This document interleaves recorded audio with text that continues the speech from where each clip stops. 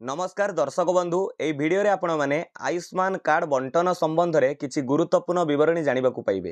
देखंतु वर्तमान समय रे आशा दीदी ठारू जहाँ भी किछि सूचना मिली परिछि सेई जो मिलिथिबा सूचना अनुसार मु आपनकु संपूर्ण भिडियो रे सूचना प्रदान करिवि। आपनक मन रे जेमिति कि प्रश्न रहिछि आयुष्मान कार्ड केबेठारू मिलिबो, जे प्रथम दिन रे कार्ड मिलिबो, प्रथमे केते जनकु मिलिबो, आमे एटा जानि परिबो किपरि, या सहित केवाईसी केबेठारू कराजिबो। जेहेतु आयुष्मान कार्ड पाइबा पूर्वरु मु आपनकु कहि सारिछि आपनक कार्ड को एक्टिवेशन करबा को पड़िबो एवं कार्ड को एक्टिवेशन करबा कोले आपनकु केवाईसी करबा को पड़िबो।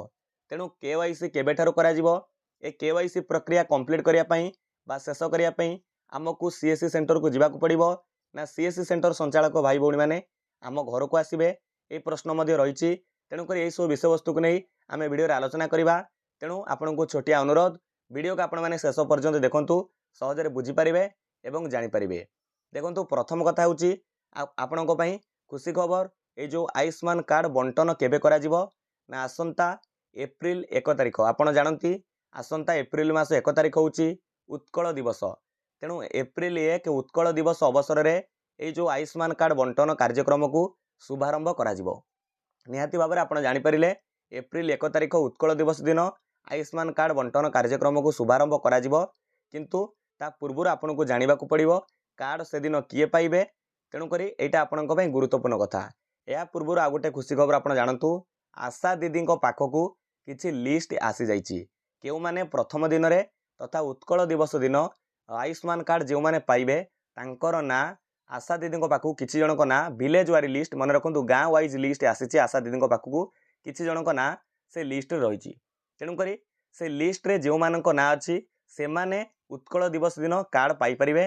केमिति पाइबे ना उत्कल दिवस दिन कार्ड पाइबा पूर्व आपणकर केवाईसी वेरिफिकेशन कराजिबो।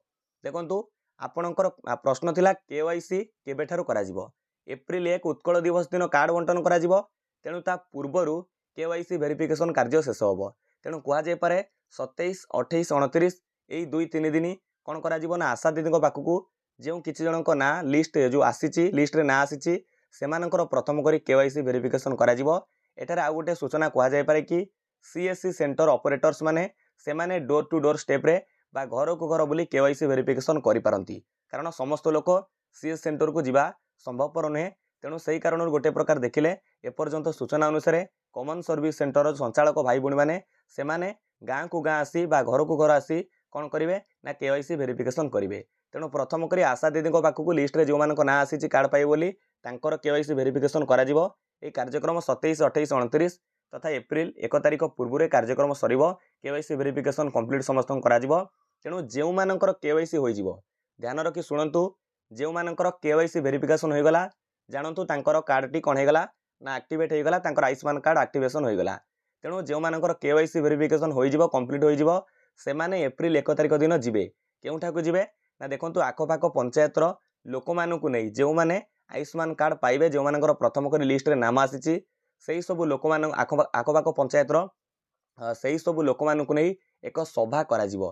देखंतु से सभारे कोन कुआजिबो ना आयुष्मान कार्ड संबंध रे कुआजिबो, किछि सूचना प्रदान कराजिबो, आयुष्मान कार्ड रो उपकारिता विषय कुआजिबो एवं सेहिठारे तांकु कार्ड बंटन मध्य कराजिबो। तेणु कार्ड बंटन पूर्व मु आपन को कहली तांकर केवाईसी वेरिफिकेशन कंप्लीट होइतिबो, तांको कार्ड टी एक्टिवेशन होइतिबो। ए कार्य करिथिबे सीएससी सेंटर ऑपरेटर्स माने भाई भौणी माने करिथिबे। तेणु से माने सभा को जाई सेठारु कार्ड पाई परिबे। प्रथम करी जेतु शुभारंभ होबो एक सभा कराजिबो।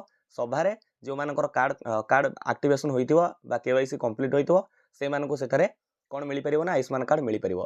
तेणु आशा दीदी पाखकू किछि लिस्ट आसी जाइछि, सेही लिस्ट रे जो मानकर ना अछि से मानकर प्रथमे केवाईसी वेरिफिकेशन होबो। तापर से माने सभा को जिबे। एप्रिल 1 तारिख दिन उत्कल दिवस अवसर रे तांकु कार्ड मिली परिबो।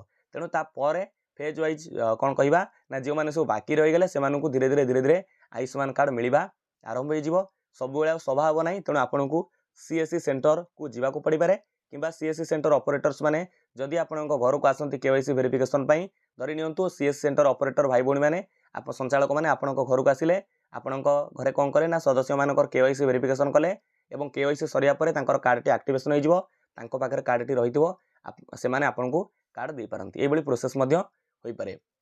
तापरे आपणकर आ गोटे सूचना रही जो मानकर बीएसके कार्ड थिला ସେମାନଙ୍କୁ ଏହି ଅନୁସାରେ ଆୟୁଷ୍ମାନ କାର୍ଡ଼ ମିଳିଯିବ, ତାଙ୍କୁ ଆଉ କିଛି କରିବାକୁ ପଡ଼ିବ ନାହିଁ। ପରିବାରରେ ଇଣ୍ଡିଭିଜୁଆଲ କାର୍ଡ଼ ମିଳିବ। BSK କାର୍ଡ଼ ଯେମିତି ଗୋଟିଏ ମିଳୁଥିଲା, ପରିବାରରେ ଗୋଟିଏ ମିଳୁଥିଲା, ସେ ଗୋଟିଏ କାର୍ଡ଼ରେ ସମ୍ପୂର୍ଣ୍ଣ ପରିବାର ଚିକିତ୍ସିତ ହୋଇପାରୁଥିଲେ। ରାସନ କାର୍ଡ଼ ୱାଇଜ୍ ଏଟା ଥିଲା, ରାସନ କାର୍ଡ଼ ସହିତ କନେକ୍ଟ ଥିଲା, ତଥା ରାସନ କାର୍ଡ଼ରେ ଯେତେ ଜଣ ମେମ୍ବର ଥିଲେ BSKରେ ସମସ୍ତେ ଚିକିତ୍ସିତ ହୋଇପାରୁଥିଲେ। କିନ୍ତୁ ଏଇ ଯେଉଁ ଆୟୁଷ୍ମାନ କାର୍ଡ଼ ବଣ୍ଟନ କରାଯିବ, ପରିବାରରେ ଯେତେ ଜଣ ମେମ୍ବର ସେତେ ଜଣଙ୍କୁ ଗୋଟେ ଗୋଟେ କାର୍ଡ଼ ମିଳିବ। ତେଣୁ ସମସ୍ତଙ୍କୁ KYC ଭେରିଫାଇ ବା ଭେରିଫିକେସନ୍ କରିବାକୁ ପଡ଼ିବ, କାର୍ଡ଼ ଆକ୍ଟିଭେସନ୍ କରିବାକୁ ପଡ଼ିବ। ତାପରେ ଯେଉଁମାନଙ୍କର 70 ବର୍ଷ ବୟସର ଉର୍ଦ୍ଧ୍ୱ ବୟସ୍କ ବ୍ୟକ୍ତି ଅଟନ୍ତି ସେମାନଙ୍କୁ ଅନଲାଇନରେ ଆବେଦନ କରିବାକୁ ପଡ଼ିବ।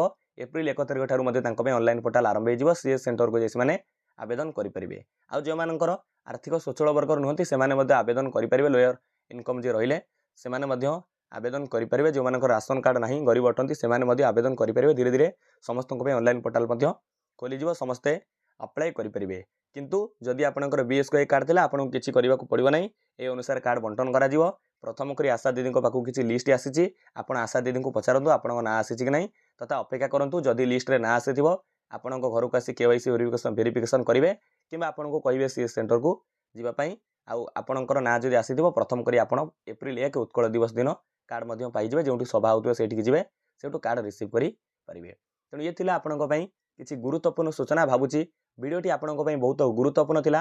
ଯଦି ଭିଡ଼ିଓଟି ଭଲ ଲାଗିଛି ଭିଡ଼ିଓକୁ ଲାଇକ୍ କରନ୍ତୁ, ଆପଣଙ୍କର ସାଙ୍ଗସାଥିମାନଙ୍କୁ ସେୟାର କରନ୍ତୁ, ସମସ୍ତେ ଜାଣିପାରିବେ ଆୟୁଷ୍ମାନ କାର୍ଡ଼ ସମ୍ବନ୍ଧରେ ଯାହା ବି କିଛି ଡାଉଟ୍ ଅଛି। ଏହି ଭିଡ଼ିଓରେ ଆମେ କିଛି ଆଲୋଚନା କରିଛେ। ବିଦାୟ ଦିଅନ୍ତୁ, ନମସ୍କାର, ଜୟ ହିନ୍ଦ, ଜୟ ଭାରତ, ଜୟ ଜଗନ୍ନାଥ।